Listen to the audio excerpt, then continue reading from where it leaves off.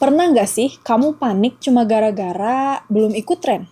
Bukan panik yang hidup mati, tapi yang kayak gelisah aja gitu. Teman-teman udah pada bahas, kamu masih, hah, itu apaan? Apaan tuh? Apaan tuh? Apaan tuh? Apaan tuh? Di grup kantor rame ngomongin meme baru. Kamu ketawa ikut-ikutan, padahal nggak ngerti. Kan sana heboh jadinya. Atau kamu tiba-tiba check out barang viral, bukan karena butuh, tapi karena takut keburu habis, dan nanti kamu doang yang nggak punya. Dan yang lucu ya, kadang kita bahkan nggak terlalu suka, tapi tetap dilakuin. Kayak ada suara kecil, kalau gue nggak update, gue bakal ketinggalan nih. Wajar banget sih, otak kita emang gak suka merasa terpisah dari kelompok. Nah, di video ini kita bakal bedain, ini FOMO biasa atau sebenarnya kamu lagi ngecas harga diri kamu dari respons orang lain. Terus yang paling penting, gimana caranya biar kepala bisa lebih tenang tanpa harus jadi anti tren. Oke, sekarang kita bongkar dulu polanya di keseharian kita.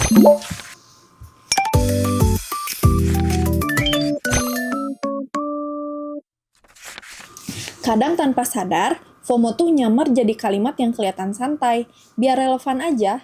Padahal, kalau kita jujur, relevan di sini tuh artinya biar diterima, dan ini kejadian di banyak tempat, dari tongkrongan sampai office chat.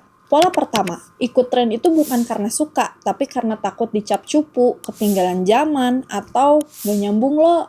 Kamu nonton series yang sebenarnya kamu gak enjoy, tapi kamu tahanin karena besok semua orang tuh pasti bahas. Kamu beli kopi viral yang rasanya tuh sebenarnya biasa aja, tapi kamu pengen punya opini biar bisa ikut nimbrung. Pola kedua, dopamine scroll. Kamu refresh TikTok, IG Reels, atau X kayak lagi ngecek pengumuman kelulusan, takut ada yang kelewat gitu. Begitu nemu tren baru rasanya kayak oke, aman. Tapi abis itu hampa lagi. Jadi scroll kayak ngisi gelas bocor aja. Pola ketiga, social comparison halus.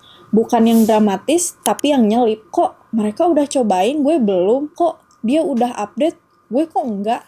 Akhirnya, keputusan kecil pun jadi dipengaruhi oleh timeline, bukan oleh diri kita sendiri. Biayanya sering gak kerasa.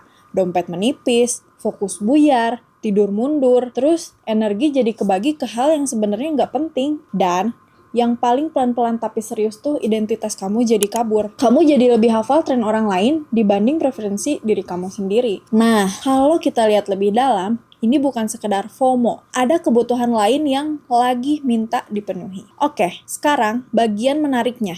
FOMO itu emang nyata adanya, tapi ada dua versi nih yang sering ketuker. Yang pertama, FOMO biasa. Ini tuh lebih ketakut ketinggalan info atau event. Misalnya kamu pengen tahu konser apa nih yang bakal dateng, atau misal pengen ikut komunitas lari yang lagi rame karena emang kamu suka. Ada rasa penasaran, ada excitement, tapi nggak sampai bikin kamu ngerasa nilai diri kamu turun kalau nggak ikut. Yang kedua, yang lebih berat tapi sering banget kejadian, validasi eksternal. Ini saat kamu butuh pengakuan dari luar untuk merasa aman, merasa cukup, merasa oke sebagai orang. Jadi ya bukan cuma takut ketinggalan tren, tapi takut ketinggalan status sosial. Coba cek 4 tanda ini. Kalau kamu relate, tenang. Ini banyak banget yang ngalamin. Pertama, kamu ikut tren tapi nggak enjoy. Yang kamu cari bukan pengalaman, tapi perasaan diakui. Kamu kayak mau punya tiket masuk ke obrolan. Kedua, kamu cemas kalau nggak posting atau nggak punya cerita. Bukan karena kamu pengen berbagi, tapi karena takut aja dianggap nggak punya hidup. Padahal hidup kamu jalan-jalan aja, cuma nggak kelihatan aja di feed. Ketiga, mood kamu naik turun tergantung respon orang. Like banyak, kamu enteng.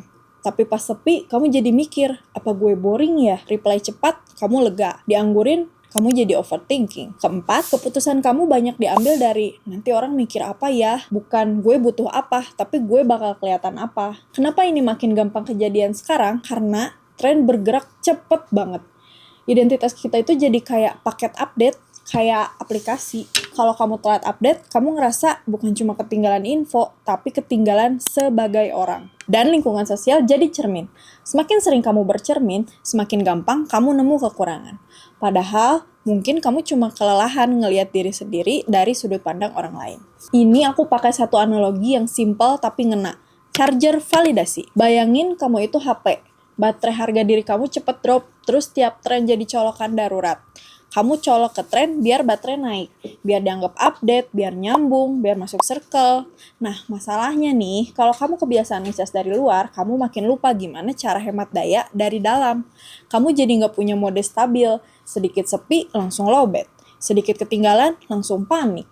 Dan biasanya nih, di balik kebutuhan ngecas ini, ada akar yang manusiawi banget, pengen diterima, takut ditolak, kadang trauma sosial kecil-kecilan, kayak pernah diketawain karena nggak ngerti, pernah jadi yang nggak diajak, pernah dibilang kuper. Jadi otak kamu tuh belajar, biar aman, gue harus update nih. Ada juga perfeksionisme sosial. Kamu merasa harus selalu on, selalu tahu, selalu pas, biar ngerasa layak. Sebentar. Ini penting banget ya. Kalau kamu ngerasa kayak gini, itu bukan karena kamu lebay. Itu sebuah sinyal. Sinyal kalau bagian dalam diri kamu itu lagi butuh rasa aman yang lebih konsisten.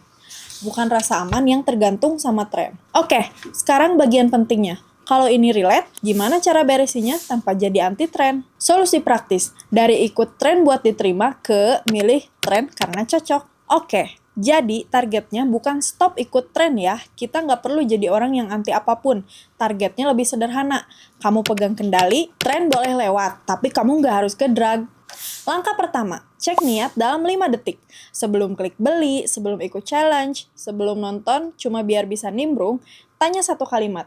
Gue pengen atau gue takut nggak dianggap nih. Terus, cek tubuh kamu. Kalau rasanya tegang, buru-buru, kayak dikejar deadline, padahal cuma mau beli lip tint, biasanya itu validasi. Tapi kalau rasanya tenang, penasaran, kayak, seru juga ya. Nah, itu tuh disebutnya minat. Langkah kedua, pakai kompas 3 filter. 1. Gue suka beneran gak? 2. Gue mampu gak? Mampu itu bukan cuma uang, tapi waktu, energi, dan juga fokus. 3. Selaras gak sama nilai hidup gue? Misalnya kamu lagi jaga finansial, lagi pengen tidur bener, lagi fokus skripsi, tren yang bikin kamu berantakan, ya berarti bukan buat kamu sekarang. Dan itu gak bikin kamu kurang gaul, itu bikin kamu punya arah. Langkah ketiga, latih validasi internal yang gampang, biar gak abstrak. Tiap malam, catat 3 bukti kecil kalau kamu cukup.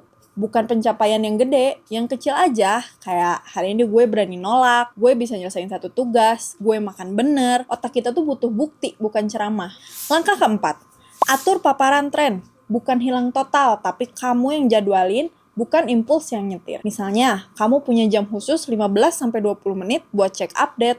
Ya udah, terus habis itu selesai. Kurasi juga akun yang bikin kamu minder. Tambah akun yang bikin kamu ngerasa stabil, bukan kejar-kejaran. Nah, sekarang kita masuk ke penutup. Karena ada satu kalimat yang aku pengen banget kamu bawa pulang. Relevan itu enak, tapi tenang itu lebih penting. Kamu gak harus hadir di semua tren untuk tetap ada. Kalau kamu sering ngejar tren, kamu bukan lebay. Kamu lagi nyari rasa aman, dan itu manusiawi. Kalau kamu pengen ngerti pola kamu lebih dalam, kenapa kamu butuh diakui, kenapa kamu gampang kebawa, nanti orang mikir apa, atau cara kamu ambil keputusan, kamu bisa explore pelan-pelan bareng Grafologi Indonesia. Ada materi gratis di grafologiindonesia.com/gratis. Dan kalau kamu penasaran versi lebih personalnya, kamu bisa coba tes di grafologiindonesia.com/tes grafologi. Tulis di komentar ya, tren terakhir yang kamu ikuti karena kamu suka, dan tren yang kamu ikuti karena takut ketinggalan.